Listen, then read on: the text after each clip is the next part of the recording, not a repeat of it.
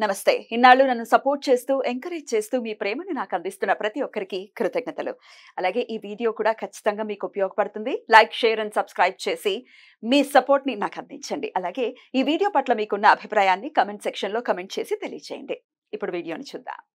నమస్తే. Welcome to our channel. నేను పద్మిని. ప్రస్తుతం మనతో పాటు ప్రముఖ ఆధ్యాత్మికవేత్త, వాస్తు జ్యోతిష పండితులు శేషగిరిరావు గారు ఉన్నారు. మాట్లాడదాం. నమస్కారం అండి. బాగున్నారా?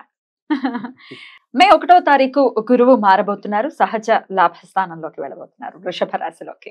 సో మరి గురువు ఇచ్చేటటువంటి ఈ సంవత్సర కాలం పాటు కూడా ఎట్లాంటి ఫలితాలను ఇవ్వబోతున్నారు ద్వాదశ రాశుల వాళ్ళకి? అలాగే నర్మదా పుష్కరాలు కూడా మొదలు కాబోతున్నాయి. ఆయన మారినప్పుడు ఖచ్చితంగా పుష్కరం అనేది వస్తుంది. ఇది అందరికీ తెలిసినటువంటి విషయమే. సరే, ఇక ఈ గురువు ఇచ్చేటటువంటి ఫలితాన్ని ఒక్కసారి మీ ద్వారా. రైట్, తప్పకుండా గురుడు ఎక్కువ శాతం మందికి మంచిగా చేస్తాడని ఆశిద్దాము. సరే, ఒకవేళ ఎవరికైనా నెగిటివ్ ఉంటే ఆ నెగిటివ్ ఏంటి, ఏ కోణాలు అంటే ప్రతి ఒక్క గ్రహం కూడా సేమ్ ఒకటే చెడు చేస్తుందని కాదు. సో ఆయా రాశులు బట్టి వచ్చే చెడు వేరుండొచ్చు, మంచి కూడా వేరుండొచ్చు. సో అలా మనం ఉదాహరణగా చెప్పుకుంటే కనుక కన్యా రాశి కొన్ని విషయాల్లో చెడున్నా కానీ ఈ గురుడు మారే విషయంలోకి వచ్చేప్పటికి ఏంటంటే అప్పటిదాకా పెళ్లి కాని వాళ్ళకి పెళ్లి అయ్యే అవకాశాలు ఉన్నాయి. మంచి కూడా ఉంది కదా. సో అది ఒక ఉదాహరణ మాత్రమే. ఇలా తర్వాత ఏ రాశికి ఏంటనేది మనం వివరంగా మాట్లాడుకున్నా కానీ ఇక్కడ వచ్చేప్పటికి ఏంటంటే గురుడు మారటం అనేది ఏంటంటే కొద్దిగా మనకి ఏ విషయాల్లో కొంత ఇబ్బంది అంటే ఆయన ఉన్నది సంచారం చేసేదంతా కూడా శత్రువు రాశిలో సంచారం చేయటం అనేది. శుక్రుడు ఆయనకు శత్రువుగా పరిగణించొచ్చా? అంతేగా, ఈయనేమో దేవతల గురువు, ఆయనేమో రాక్షసుల గురువు. సో అందుకని వైరం ఎలాగా ఉంటది మరి. సో అందుకని ఆ రకంగా ఆయనకి కొద్దిగా అసౌకర్యమైన స్థానం అది. కానీ బేసిక్ గా ఏంటంటే శుభగ్రహాలు ఏంటంటే వాళ్ళు ఎప్పుడూ శుభమే చేస్తారు అనేది మన నమ్మకం. అంటే మనం వ్యక్తులుగా ఆపాదించుకున్నప్పటికీ కూడా సహజంగా మీరు మంచి వాళ్ళు అనుకోండి, పోలే వాడి కర్మ వాడికే పోతుందని అనుకుంటాం. కరెక్ట్. అదే చెడ్డవాడైతే వాడిని ఎప్పుడు కత్తెచ్చి పొడిచేద్దాం అన్నట్టు ఆ ప్రవృత్తి గురువులో ఉండదు అనేది. నేను చెప్పేది ఏంటంటే వీళ్ళు బేసిక్ గా అక్కడ అసౌకర్యం పాలవ్వచ్చేమో కానీ ఎంతో కొంత మంచి చేయడానికే చూస్తారు, ప్రయత్నిస్తారు. అందుకనే ఈ మూడాలు వచ్చినప్పుడు మనం వాటిని వదిలిపెట్టడం అనేది, అంటే ఆ ముహూర్తాలు వదిలిపెట్టడం ఎందుకంటే వీళ్ళిద్దరు బేసిక్ గా శుభగ్రహాలు. రాక్షసు గురువు రాక్షసుడైనా ఆ రాక్షసులందరికీ మంచిగా ఆకాంక్షిస్తాడు కదా, మరి ఈ దేవతల గురువు దేవతలందరికీ మంచిగా ఆకాంక్షిస్తాడు కదా. సో బేసిక్ గా వీళ్ళిద్దరు కూడా మరి విద్యా సంపన్నులు కాబట్టి ఖచ్చితంగా విద్య ఎవరికైతే ఉంటుందో దానికి ఎంతో కొంత బ్రెయిన్ కూడా ఉంటుంది. తప్పకుండా. అయితే వృషభ రాశిలోకి మళ్ళీ గురువు గారు రావడానికి 12 ఏళ్ళు పడుతుంది. మళ్ళీ అంతేగా 12 years పడుతుంది. సో 12 years కి ఒకసారి మాత్రమే ఈ ప్రిడిక్షన్. అంతే, ఇప్పుడున్నటువంటి గ్రహస్థితి రీత్యా ఇచ్చేటటువంటి ప్రొడిక్షన్ అలా కూడా కన్సిడర్ చేయొచ్చు. అంతేగా మళ్ళీ ఇది మళ్ళీ మారిపోతాడు కదా, తర్వాత మళ్ళీ మారిపోతాడు. మళ్ళీ నెక్స్ట్ ఇయర్ మిథునంలోకి వెళ్తారు. ఇట్లా 12 years పడుతుంది మళ్ళీ వృషభంలోకి రావాలి. రైట్ అండి.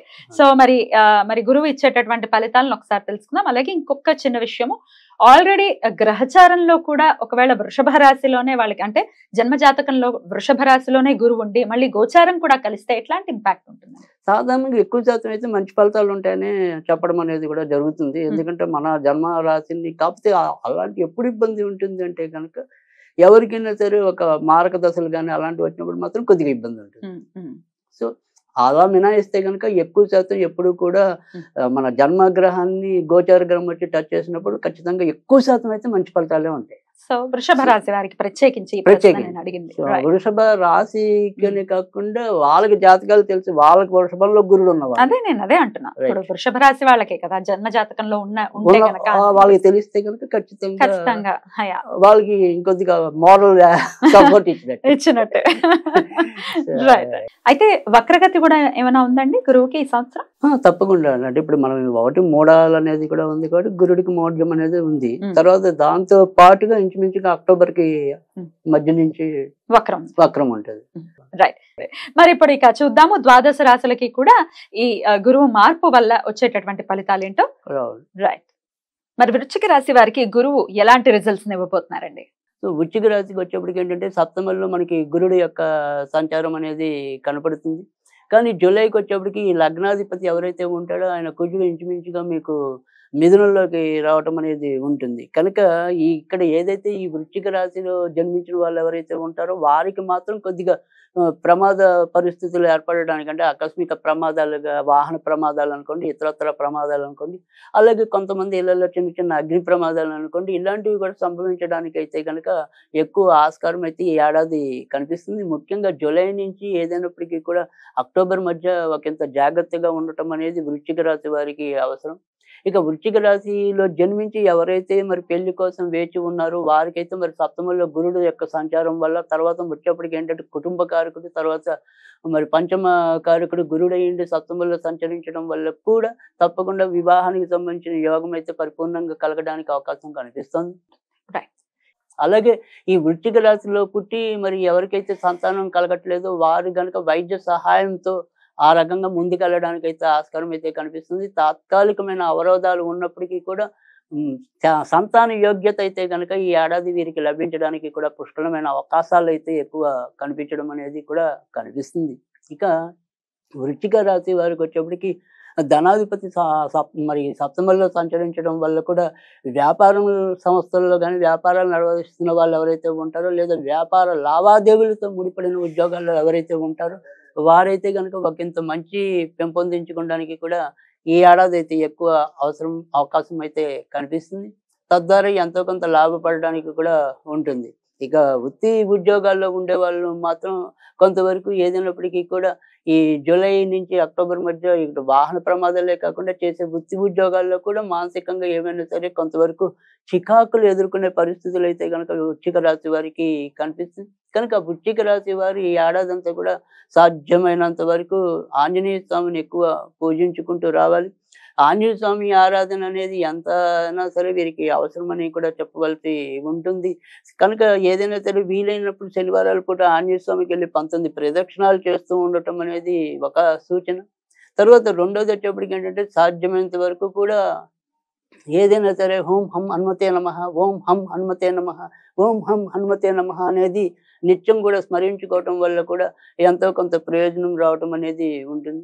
ఇక ఇదే మరి వృశ్చిక రాశిలో జన్మించి ఎవరైనా సరే విదేశీ ప్రయాణాల కోసం వేచి ఉంటే కనుక ఆ ప్రయాణాలు అనేవి ఈ ఏడాది కొద్దిగా మందకొడిగా సాగటం అనేది, లేదా దగ్గర వచ్చి వెళ్ళలేని పరిస్థితులు ఏర్పడుతూ ఉండటం అనేది కూడా ఎక్కువ కనిపిస్తుంది. దానికి సంబంధించినంత వరకు కూడా ఈ నవంబర్ దాటాక ఒకంత అనుకూలత రావటం అనేది కనిపిస్తుంది. ఇంకా ఏదైనప్పటికీ కూడా వృశ్చిక రాశి వారికి ముఖ్యంగా ఏదైనా వాహనాలు నడిపేప్పుడు అవి శ్రద్ధ పట్టడం అనేది అవసరం. రైట్. ఇక ఈ వృశ్చిక రాశి వారు ఈ ఏడాది ఇందాక చెప్పుకున్నట్టంతా కూడా ఎక్కువ హనుమంతుడి యొక్క ఆరాధన చేసుకుంటూ ఉండటం వల్ల కూడా ఎంతో కొంత ప్రయోజనం కలగటం అనేది కనిపిస్తుంది. ఇక వృశ్చిక రాశిలో ఉండే ఎవరైనా సరే దాంపత్య జీవితం అంటే పెళ్లి అనేది ఆ విషయంలో ఒకంత ఆ సంబంధ బాంధవ్యాలు మెరుగుపడటం అనేది ఉంటుంది. ఇక ఇదే వృశ్చిక రాశిలో ఎవరైతే జన్మించి మరి దీర్ఘకాలిక వ్యాధులతో బాధపడుతున్న పెద్దవాళ్ళు ఉన్నారు, లేదా ఆయా సభ్యులు ఇంట్లో ఉన్నారు, వాళ్ళు మాత్రం ఇంకా అంత తొందరగా ఉపశమనం రాలేకపోవటం అనేది కానీ, రోగం ఎప్పటికప్పుడు సాగదీస్తూ ఉండటం అనేది కూడా ఉంటుంది. కనుక ఆ రకంగా వీళ్ళకి ఇంట్లో కొద్దిగా మానసిక చికాకు పెరగటం అనేది ఉంటుంది. కనుక వృశ్చిక రాశి వారికి కూడా ఎక్కువ శాతం ఆరోగ్యం మీద దీని యొక్క ప్రభావం కానీ, తర్వాత వచ్చేప్పటికి ఏంటంటే ఈ వాహనాలు ఇవి నడిపేప్పుడు కొంతవరకు జాగ్రత్త పడవలసిన అవసరం కానీ ఈ వృశ్చిక రాశి వారికి అయితే ఎక్కువ కనిపిస్తుంది. కనుక వృశ్చిక రాశి వారు ఆ రకమైన జాగ్రత్తలు కొంతవరకు తీసుకోవాలి. ఆంజనేయుని ఎక్కువ పూజించడం వల్ల కూడా మరి ఎంతో కొంత ఉపశమనం లభించడం అనేది ఈ ఏడాది మనం చెప్పవలసి ఉంటుంది. కానీ గురుడు సప్తమంలో లగ్నాన్ని చూస్తూ ఉండటం వల్ల ఎప్పుడు ఎలాంటి ఇబ్బంది వచ్చినప్పటికీ కూడా మొత్తానికి చివరి నిమిషంలో అయితే ఏదో రకంగా బయటపడటం అనేది ఉంటుంది. కానీ ముఖ్యంగా మనం చెప్పుకున్నట్టు ఇందాక జూలై నుంచి అక్టోబర్ మాత్రం మటుకు అప్పుడు దేవుడు అనేది కన్నా కూడా వారి వారి యొక్క స్వయం శక్తిని దాని మీద ఎక్కువ ప్రభావం చూపించుకోవటం అనేది కూడా ఉంటుంది. కాబట్టి ఆ విషయంలో మాత్రం ఒకంత మన వంతు వరకు మనం కూడా ఎంతో కొంత జాగ్రత్తగా ఉండవలసిన అవసరం అయితే ఉంది. అదే సమయంలో మరి దేశకాలమాన పరిస్థితుల్లో కూడా ఎంతో కొంత ఇబ్బందులు ఏర్పడటం అనేది ఉంటుంది. కనుక వృశ్చిక రాశి వారు ఈ రకంగా ఈ ఏడాది గనక జాగ్రత్త తీసుకున్నట్టయితే గనక వీరికి కూడా ఆంజనేయునికి సంబంధించిన పూజలు చేసుకోవడం వల్ల ఖచ్చితంగా ఉపశమనం లభిస్తుంది. కనుక ఈ ఏడాది వీరు ఆరోగ్యం అనేది మెయిన్ ప్రధానాంశంగా, లేదా వాహన ప్రమాదాలు ప్రధానాంశంగా, లేదా ప్రమాదాలు ఇదే ప్రధానాంశంగా పరిగణించవలసి ఉంటుంది. మిగతా ఆస్పెక్ట్స్ లో అన్నిట్లో కూడా వృశ్చిక రాశి వారికి ఎంతో కొంత మేలైతే జరుగుతుంది. వృశ్చిక రాశి వారికి ఈ సంవత్సరం అంతా కూడా చాలా ప్రశాంతంగా గడవాలని మనస్ఫూర్తిగా కోరుకుంటూ ఇక నెక్స్ట్ ఎపిసోడ్ లో ధనుసు రాశి గురించి తెలుసుకుందాం. నమస్కారం అండి.